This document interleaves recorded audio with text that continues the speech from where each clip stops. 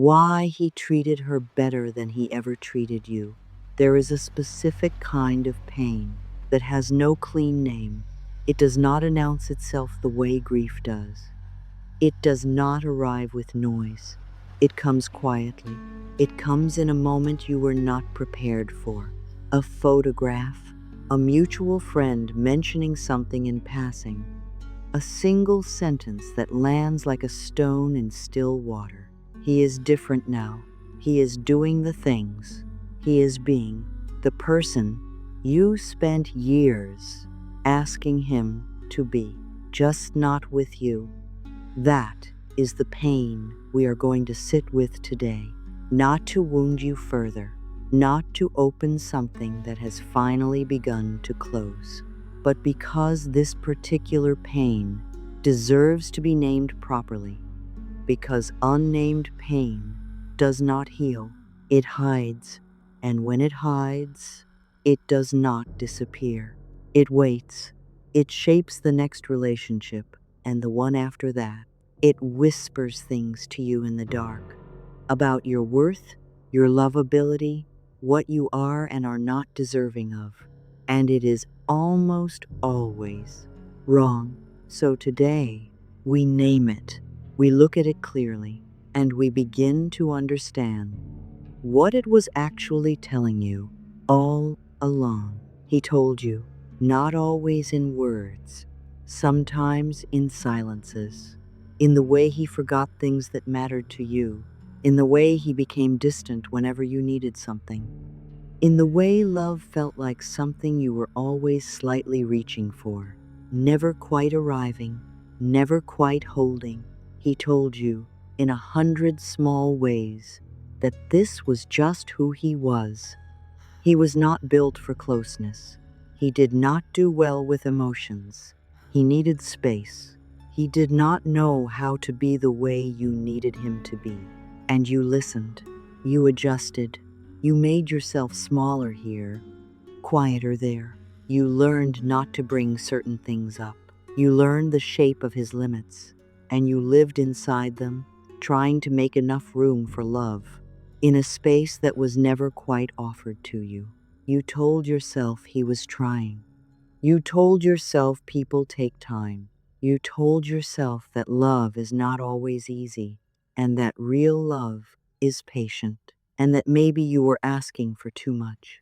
And there were moments, brief, bright moments, that felt like proof. That felt like, yes, this is it. This is the person I believed was in there. So you stayed, because those moments told you what was possible, and because you loved him, not who you needed him to be. Him, the one who was there, even when what was there was not enough. Then something changed. Not in him, not yet. Something changed in the story. A new person arrived, and then it was not nothing.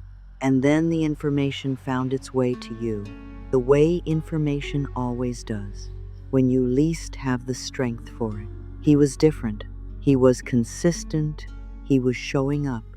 He was doing the things, the small things, the big things, the things you asked for and were told he simply could not give.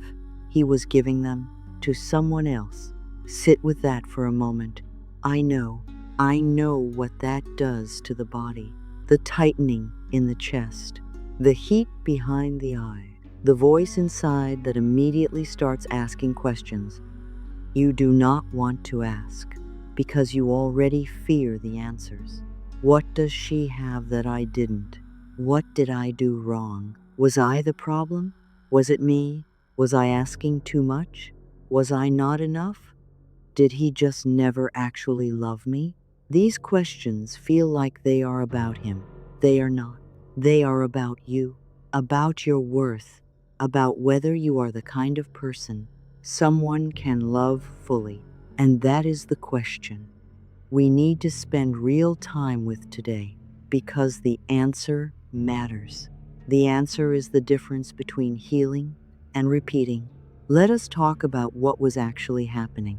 Not the story you told yourself, not the story he told himself. what was actually happening. When someone is emotionally unavailable, when they are distant, inconsistent, cold, withholding, there is always a reason. Not always a reason that excuses it, but always a reason. People do not close themselves off for no cause. Something taught them to. A parent who was unpredictable. A relationship that broke something. A series of experiences that made the message clear. Being open is dangerous. Being soft is a weakness. Needing someone means they can hurt you, and so they built walls. And they learned to live inside them. And they got very good at it. So good that they could tell you with complete sincerity that they simply were not that kind of person, because from inside the wall, that felt like the truth. Here is what most people do not understand about emotional walls. They do not fall for the right person. They do not fall because someone is loving enough, or patient enough, or good enough. Walls fall, if they fall at all, when the person inside them decides to take them down, when they do their own work, when something shifts inside them, not because of who is standing outside, because of a decision they make about who they want to be. So when he became different, when he became what you needed with someone else, it was not because she unlocked something in him that you could not find. It was not because she was better than you. It was not because she was more lovable, more patient, more worthy. It was because something in him had shifted, or something about where he was in life had shifted, or he had simply decided, for reasons that lived entirely inside him, that it was time, and she was there when he decided. That is the painful, simple truth. She was there when he decided. You were there when he had not decided yet. That is the difference. And that difference is not about you. I want to talk about something that gets spoken around, but rarely spoken directly. The question underneath the question, not just why her, but if it was not about me, then why did he treat me that way? Why the distance? Why the coldness? Why the inconsistency? Why did I have to reach for the bare minimum while someone else gets it offered freely? That is the part that feels like cruelty, and I want to be honest with you about it. Sometimes the dynamic itself shapes the behavior. The way two people fit together or don't creates a certain kind of energy. When someone feels chased, they pull back. When someone is always available, the other stops valuing the presence.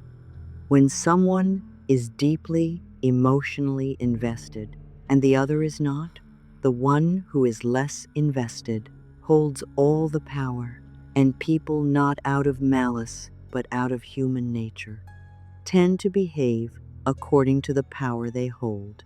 When someone knows you will stay, they do not have to try. Not because they are monsters, because they are human. And humans take for granted what they believe is permanent. This does not mean you were foolish for loving him. It does not mean your love was the problem. It means the dynamic was unbalanced. It means he was able to be his least generous self because you gave him the safety to be. And that safety, that unconditional, patient, enduring love, is one of the most beautiful things about you. It was used badly. That is his failure, not yours. And if you have made it this far, if these words have reached something in you that you did not know needed reaching, I want to ask you something. Stay, not just for today. Stay with this channel. Subscribe to Mama Amelia, because this conversation does not end here. There is so much more we are going to walk through together. The patterns, the healing, the becoming, and every woman who finds this channel and shares it with someone she loves is giving that person a place to finally feel understood. If this video has been that place for you today, like it, share it, and leave a comment below, even just a single word, because your voice matters here. You are not alone in this, and neither is she. There is a grief in this that does not get spoken about enough. The grief of watching someone become who you needed them to be. It is a specific grief. It is not just the loss of the relationship. It is the loss of the story you told yourself.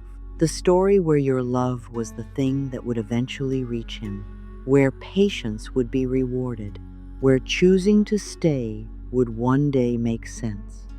That story is over, and that ending needs to be mourned.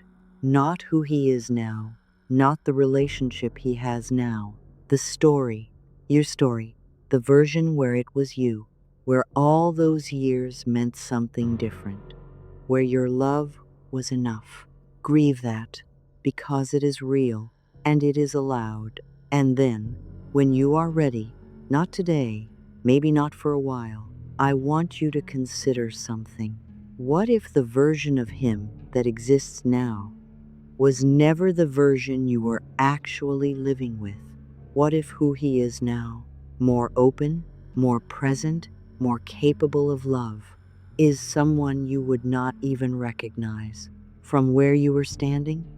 What if the relationship you were in, the actual day-to-day reality of it, was one you have already been grieving for years, before it officially ended?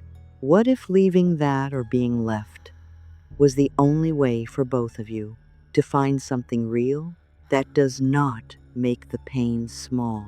Pain is not made smaller by having a reason, but it can be made navigable. It can be given a shape you can hold, and a shape you can hold is a shape you can eventually set down. I want to speak now about what this experience is asking of you, not demanding, asking.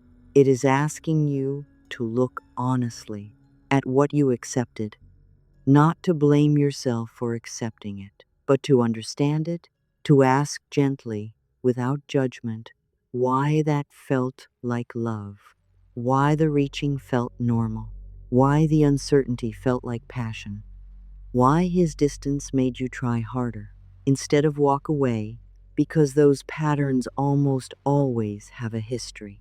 A parent who was inconsistent, an early relationship that taught you love was something you had to earn, a belief quietly held that your needs were too much, that you had to make yourself easy to love, that the right way to keep someone was to never fully ask for what you actually needed.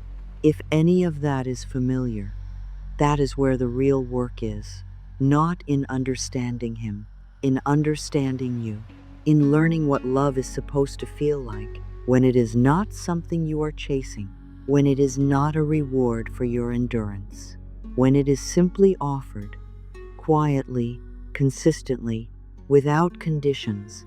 You are allowed to want that. You are not too much for that. You are not too broken for that. You are a person who loved fully, who deserved to be loved the same way, and who was not this time. But that is about this time, not about all time, not about what is possible for you. Here is what I want you to carry away from today. Not rules, not a list, just a few things that are true. The first is this: his ability to love someone else now is not evidence that he could not love you properly. It is evidence that he chose not to, or that he was not capable yet, or that the dynamic between you did not bring out his best.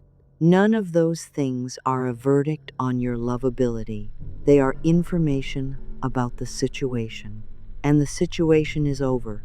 The second is this: the fact that you loved him through all of it is not something to be ashamed of.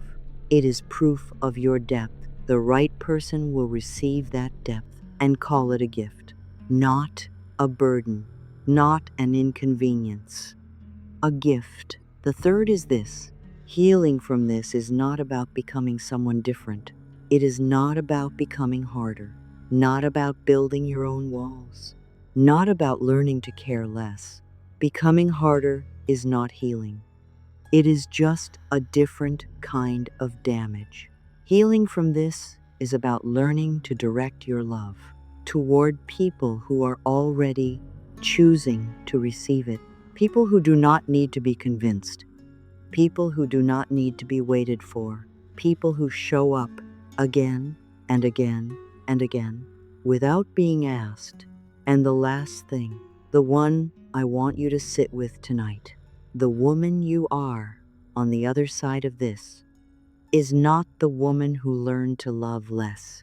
She is the woman who finally learned what she is worth. And because she knows, she will never again wait in a space where she has to prove it. You already know. You have always known. You just needed the quiet to hear it. And that quiet is here now. And so are you. That is enough. That is more than enough.